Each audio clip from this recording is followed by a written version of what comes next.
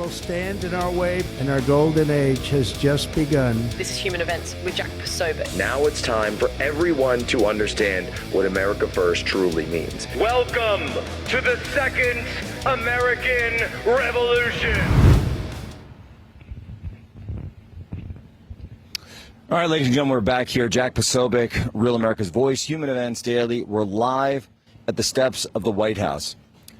Antifa violence has plagued the United States of America since prior to President Trump's first term. This goes all the way back to 2015 and 2016. And what were we seeing? We were seeing these same domestic terror groups attacking in the early stages Trump rallies. All the way back, go look at San Jose. Go look at the videos from San Jose. People being chased down the street by mobs of Black Bloc. And CNN would then come up and say, violence breaks out at Trump rally. Now, fast forward 10 years from that, we saw the situation at Utah Valley University with my friend Charlie Kirk. And a couple weeks ago, I was right here live on this program when we first got the news that there had been shots fired at Charlie's rally. We didn't know even if it was true at the time. So I noted it. I said, hey, guys, get confirmation before I say that on air. I don't want to put out something that's untrue. Turns out it was true. And then we got more information and more. We started praying. And then eventually we got the final information. And 33 hours later, after those shots rang out, or even actually I should say prior to that, a few hours after those shots rang out, we found bullet casings. Law enforcement found bullet casings inside an old .30-06 Mauser rifle attached with a scope that included phrases on the casings. Some of them were transgender, furry references, online jokes from Reddit and Discord. Others, though, included the phrase, hey, fascist, catch, common Antifa saying. Another included Bella Ciao. Bella Ciao was written on one of the bullet casings in the gun that shot Charlie Kirk, killed him. Bella Ciao is known around the world. It's a famous song in its own right. It's been used in Netflix series and others. But it is also known to a certain subset, a subgroup, subculture, known as the Antifa International Anthem. That's how they view Bella Ciao, a pro-communist international anthem. And that was written on the bullet casing.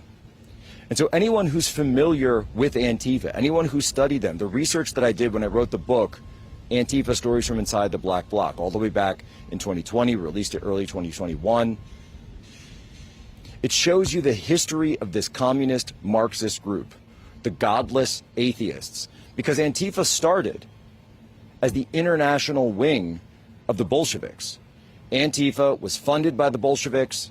It was used to destabilize the Weimar Republic in Germany. It was used to destabilize Spain, which led to the Spanish Civil War, and the destabilization of those countries. This is what they do every single time. They destabilize the status quo, and they target who? They target Christians. They constantly target Christians and specific individuals who they believe are standing in the way of their revolution, standing in the way of their supposed Marxist utopia. And it's always been a lie, this idea that Antifa just means, oh, we're the people against fascism. No, that's a communist trick. In East Germany, when everyone knows the Berlin Wall, the official title of the Berlin Wall was the Antifascist Protection Rampart. The Antifa Wall is what it was referred to as in East Germany itself, communist East Germany. So it's always been a sort of rhetorical trick. Yes, communists play word games. I know, shocking, right? But these are the types of things that you will hear from the president, from mainstream media, from the former administration, and these are the things that the president of the United States has convened this roundtable to fight against. These are the things that the President of the United States, right behind me, in just a few minutes, will be speaking about, and hearing that testimony from people who have faced off against them, people who have been attacked by them, like Andy Ngo, who will be joining us soon, Katie Daviscourt, who will be joining us, victims of Antifa, victims of assaults. And Antifa has come at me many times, many times, and they failed every single one of them. And here's the problem, right? You'll hear people like the mayor of Portland or the mayor of Chicago, and they'll say everything's perfectly fine. Look how nice our city is. Look how clean. Look how safe. And they'll walk around in the daytime. And you see New York Times columnists will do the same thing. They'll walk around in the daytime. They'll say it's. I did the same in CHAZ, by the way, in Seattle. And I remember this game when I infiltrated CHAZ and lived inside there for about a week. They wouldn't go out at night. They wouldn't walk around with the GoPro. They wouldn't try to interview people within the black bloc. They would go during the daytime when it was safe. But I remember what it was like at night. I remember what it was like when the black bloc became activated. I remember the violence. I remember the armed militia group of the John Brown Gun Club maintaining the perimeter, maintaining armed checkpoints within an American city. So no, we absolutely can't allow this in the United States of America. They are a stated insurrectionist force. And so when the mayors of these areas say, we refuse to comply with ICE, we refuse to comply with federal law enforcement, immigration and customs enforcement, which is a duly authorized law enforcement agency of the United States government. That's the signal. That's the signal to these groups, to these shock troops in the streets, to go out and launch their attack. And what do we see in Portland, specifically in Portland? They will attack reporters. They will attack female journalists, like my friend Katie. She received an eye hemorrhage and a concussion from Antifa. Then she goes to the police. And what did the police say? We can't help you. It's not safe. It's too dangerous to do anything. When you grow up, you hear the police are the people that you go to when you need help.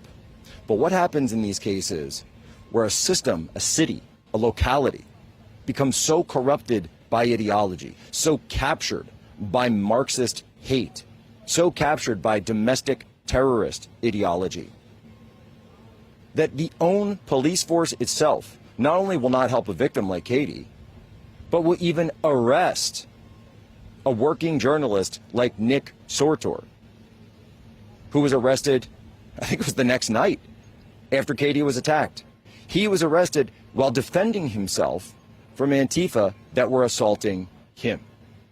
Nick Shirley as well, another individual who will be joining us today at the Roundtable. He's someone who's constantly been assaulted in the streets. And in the wake of Charlie Kirk's murder, by an individual who we know, who we have evidence of, verifiable evidence of, ascribed to Antifa ideology, enough to the point where he was willing to put those words and phrases and symbols on his bullet casings. The next week, shots fired by another domestic terrorist in Dallas, Texas, at an ICE facility. Then the ICE facility in Chicago. It is very clear what's going on here. The domestic terrorist networks are being given aid and comfort by a political system that is going completely around the bend, that is in open rebellion against the President of the United States. And yesterday on this program, I put out the call. I said, Mr. President, invoke the Insurrection Act. And if you do, and call in the National Guard, because if the police won't help you or can't help you, then that is why we have a National Guard. And if the dereliction of duty of these mayors and governors to not sign the order to call in the National Guard is so vast, is so lacking, then it is incumbent upon the President of the United States, who has a duty to carry out and execute the laws of the United States. He swore an oath to do so. It is his duty then to do what is necessary to maintain the laws and the order of the United States of America.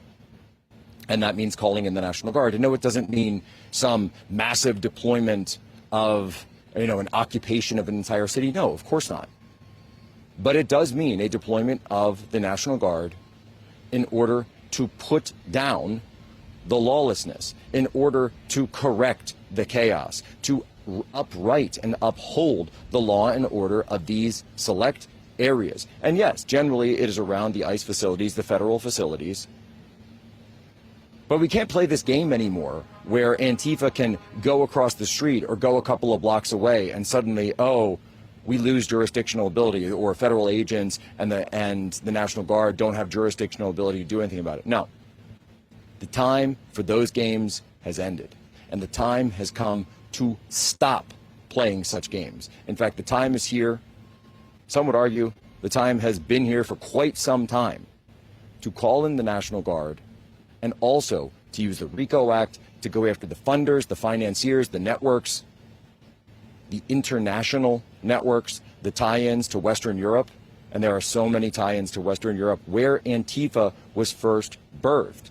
I talked about Berlin. I talked about Madrid. And President Trump is the man to do it. And we'll be speaking with him just a few moments here in the White House at the Antifa Roundtable. This is Jack Posobiec on a blustery day here at the White House for Real America's Voice. We'll be right back.